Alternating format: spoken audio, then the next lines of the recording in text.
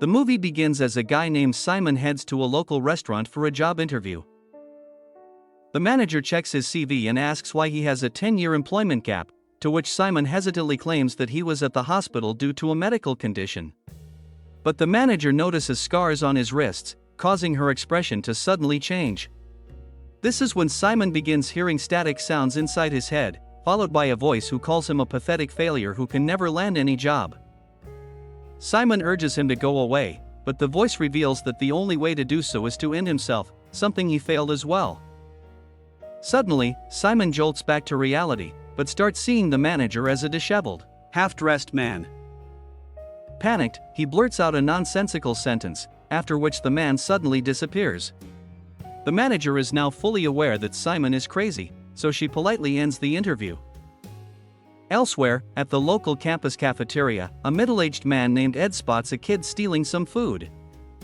He immediately confronts him, saying he's campus security, but the boy shrugs him off.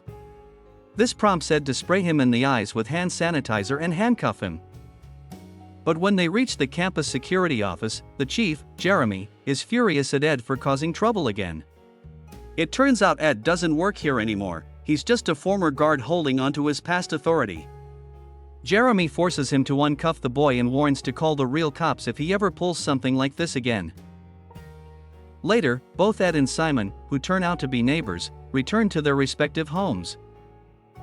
Simon lives with his sister, Dee Dee, a college student who studies in the day and works night shifts to keep them afloat. She asks about his job interview, but Simon brushes it off without answering. It becomes clear that both of them are struggling financially, and that's why Simon has been applying for whatever jobs he can find. Ed, on the other hand, lives completely alone and has no family members. The next morning, Simon goes for his health checkup, where he asks if something can be done about the spasms, but the doctor reassures him that they're only side effects of the drug he's been taking. The doctor then shifts the conversation and asks if Simon has experienced any hallucinations or episodes of confused speech, but the latter lies that he hasn't. On his way home, Simon notices a commotion in a nearby alley. He hides behind a corner and watches as a masked thug slaps a woman and forces her into a van, and that's when he realizes the woman is being kidnapped. At this critical moment, the voice in his head returns. It calls him a failure and a lunatic, but Simon ignores it and begins running towards the van. He doesn't make it in time but manages to catch the license plate before the vehicle speeds off.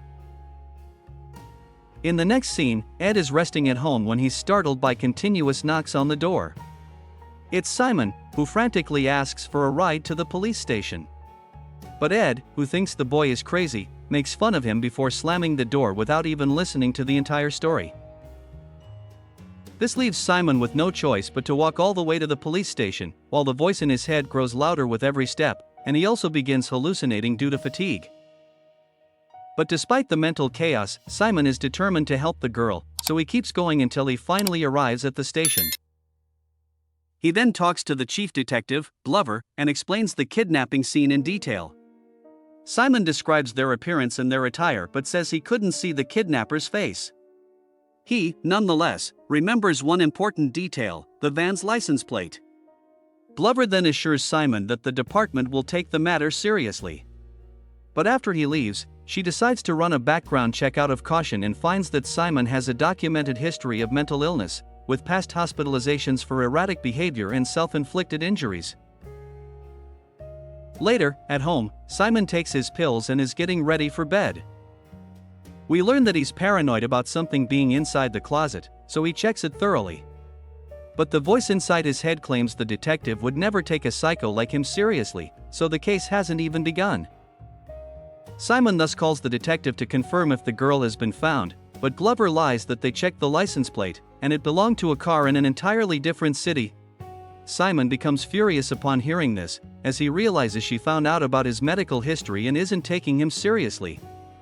Glover says she needs more details about the perpetrator, but a furious Simon knows she won't help and simply hangs up.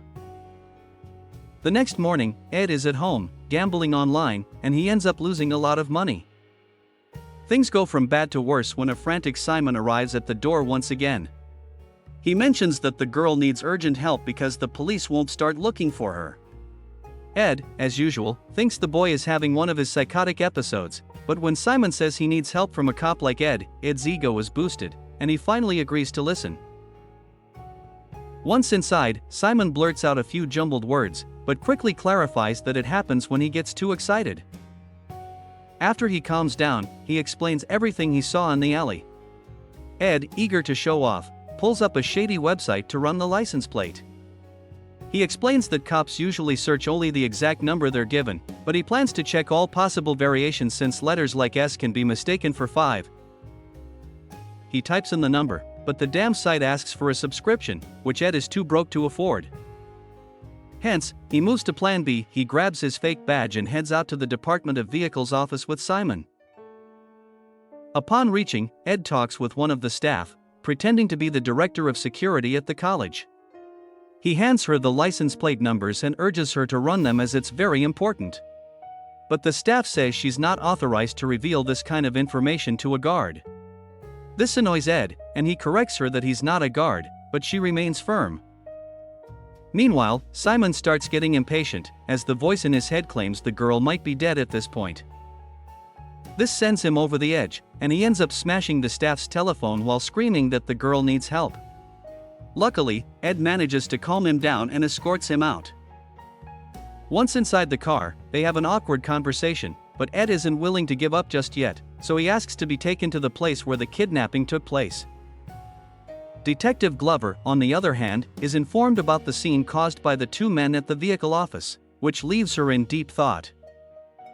Elsewhere, the two arrive at the alleyway where the kidnapping had taken place. Ed asks about the description of the woman, and Simon reveals that she was wearing a skirt, makeup, and it seemed she was working. Ed immediately realizes the girl was a hooker, so he decides they should head over to the red light area to gather more information. Once there, they pretend to be cops and ask a woman if she knows anything about the missing girl. Ed even offers her a cigarette to gain her trust, but the woman doesn't give up any information at all. Dejected, the two return to their car right when this happens.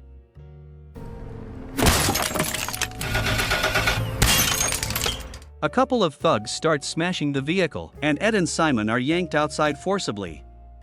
Then, a woman approaches them, who turns out to be the pimp of the area.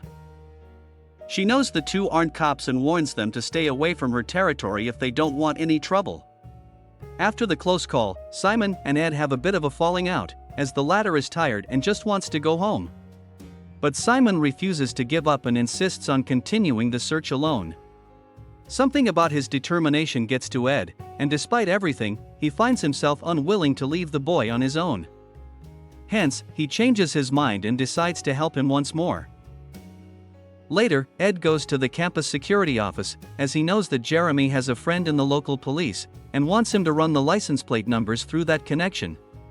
The arrogant security chief expectedly refuses, but when Ed promises to never step foot in this campus again, he agrees, just to be rid of him for good. After Ed finally gets the data, he and Simon head to a nearby diner to figure out their next move. Ed explains that only 3 of the license plate variations are registered in the area, and none of them belong to a van. The plate was likely stolen, and the only way forward is to check all 3 registered vehicles in person and find out which one is missing. In the next scene, Simon and Ed arrive at the home of the first registered owner, once again pretending to be cops. They ask about the vehicle, but the owner explains that it was totaled months ago and sent to a junkyard. He still has the receipt though, which he hands over to them. Using the address on it, the two arrive at the said junkyard and talk to the owner, Kurt. The latter reads the receipt and confirms that he towed the vehicle here but doesn't know where it ended up, so he gives them the permission to check. The junkyard is huge and cluttered, but after searching for a while, they finally find the vehicle, which has its number plate missing. The kidnappers must have stolen the plate from this junked car to use it illegally, and this also means that now there's no way of tracking them down as they're left with no clues. And then all of a sudden... It's her! Ed, it's her! Simon hears the girl screaming from inside a car that is about to be demolished, and frantically orders Kurt to shut the machine down. Simon then peeks inside the vehicle, only to realize he was hallucinating again. It's the voice inside him that starts taunting him again, and we learn that it's none other than his dead father, who abused him in the past. Ed notices Simon struggling with the voices and asks what's wrong, but the latter says he's fine. The scene then cuts to night where Ed is at home, getting ready for bed. But as he freshens up in the bathroom,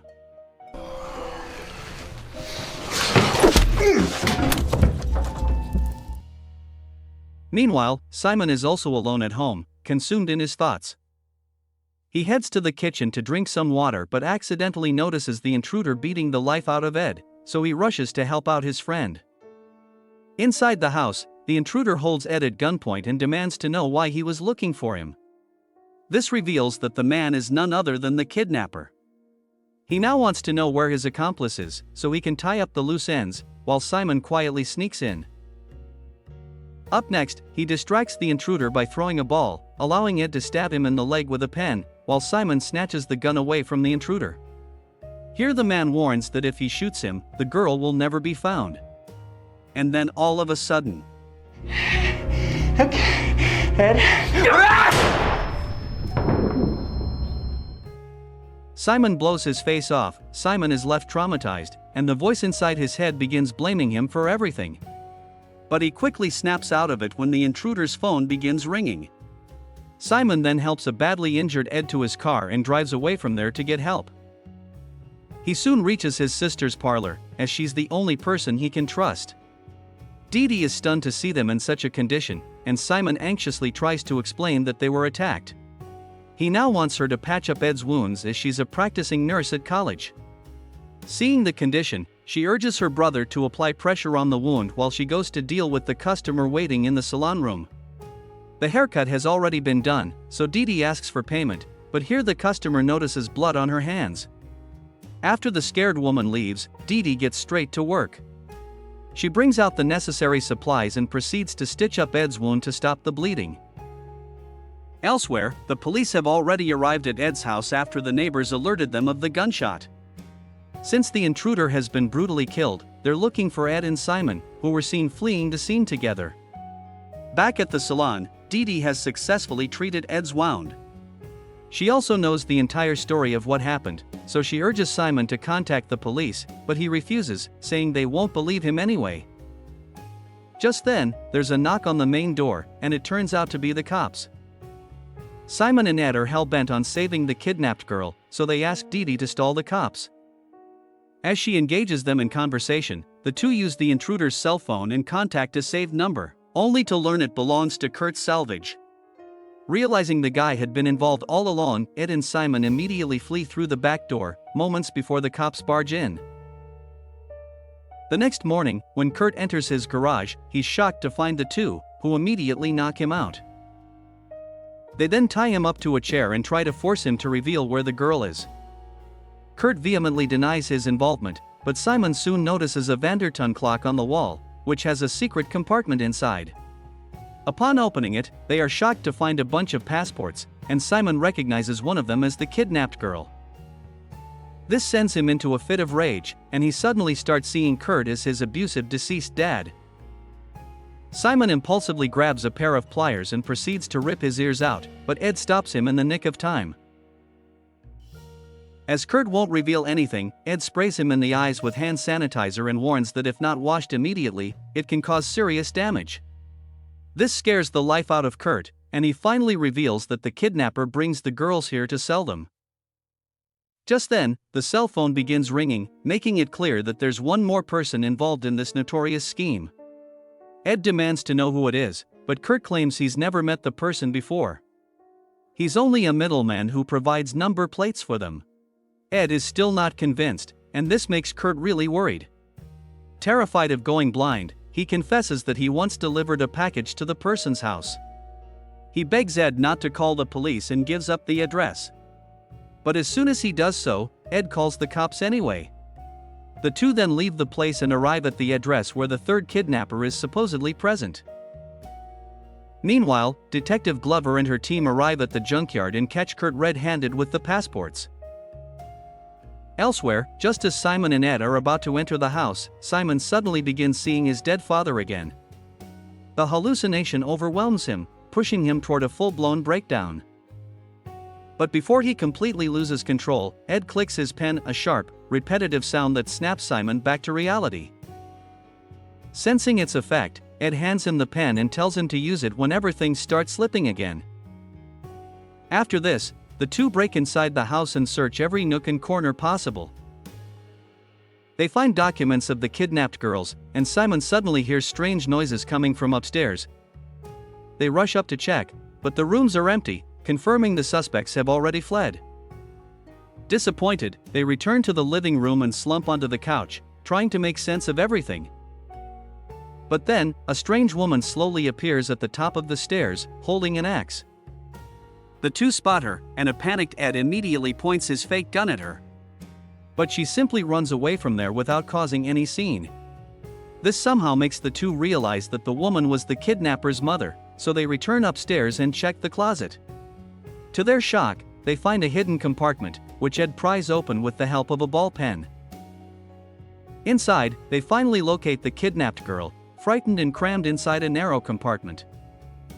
With the case now solved, Ed and Simon come out of the house, only to find a large number of cops waiting for them. They are promptly arrested, but Detective Glover is proud of Simon and congratulates him quietly.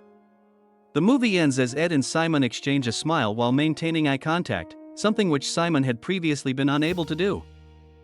Thus, we reach the end of this movie. Thanks for watching. If you like the movie, support us. Don't forget to subscribe for more movie recaps. See you in the next movie. Goodbye.